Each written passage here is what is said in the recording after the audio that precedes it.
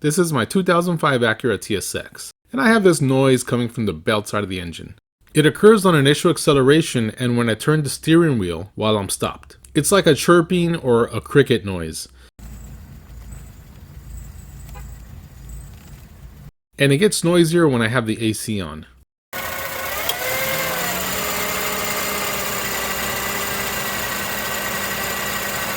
It's super annoying.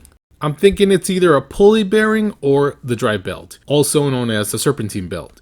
To isolate the issue, I have water in a spray bottle here. I'm going to run the engine and spray water directly onto the belt ribs. If the noise goes away, the belt is the problem. If the noise remains, then it is likely a bearing on a pulley.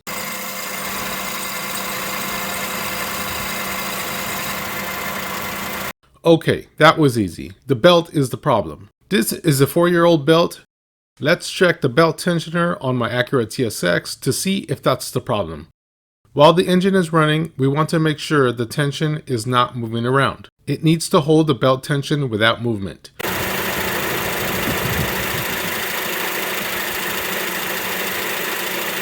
The tensioner is good. Let's look at the belt setting now. Per the manual, the tip of the triangle, which I will refer to as the arrow, is supposed to be right in the middle of the long and short bars right here. If the arrow is more on the smaller bar here, the belt is loose. If the arrow is more on the larger bar, the belt is tight. Right now, the belt is more on the loose side. I have an old belt that I used for 1 year and I removed it because the power steering pump leaked on it. Let's install the 1-year-old belt to see if the noise goes away. Set the parking brake. Open the hood. I'm putting the car on jack stands because it gives me easier access to the belt. With the car up in the air, I can reach the belt with my hand through the wheel well. Normally, you would have a plastic wheel well cover right here, but mine has been gone for the past 12 years. It tore away on the freeway after I lowered the car with drop springs. Here is the idler pulley. Insert a 14mm wrench on the nut in the middle and turn the wrench towards the front of the car. I'm using the 2-wrench method to loosen the tension on the belt. I have a 14mm and 15mm long wrenches. The boxed end or closed end of the 14mm wrench will go on the nut on the idler pulley. The closed end of the 15mm wrench will insert into the open end of the 14mm wrench. Release the tension.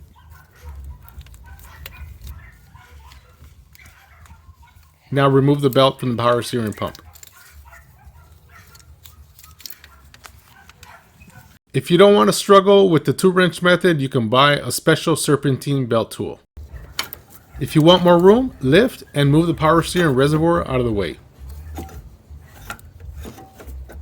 I have 3 aftermarket pulleys. It was a kit from Unorthodox Racing. It includes the power steering pulley, the alternator pulley, and the crankshaft pulley. The downside to installing these pulleys is that the OEM belt fits loose with these pulleys. The OEM belt size is 69 inches. I need 68-inch or 68.5-inch belt. Both the 4-year-old belt and the 1-year-old belt are 68.5 inches.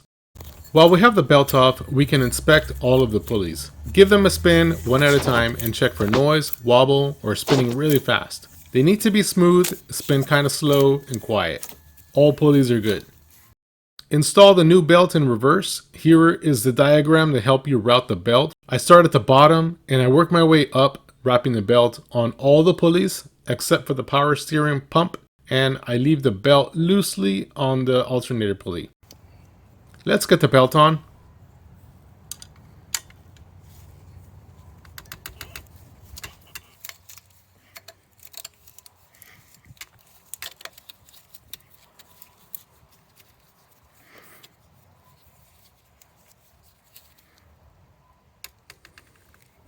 Before you start your car, you want to check and make sure that the ribs of the belt are inserted into all the grooves correctly.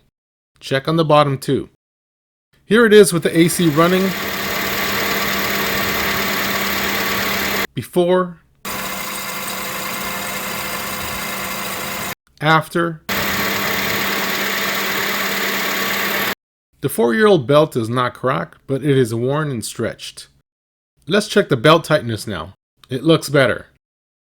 4-year-old belt, 1-year-old belt. I want my belt setting a little tighter, so next time I'm going to try the 68-inch belt. If this video was helpful, please give it a like, and I'll see you guys in the next video.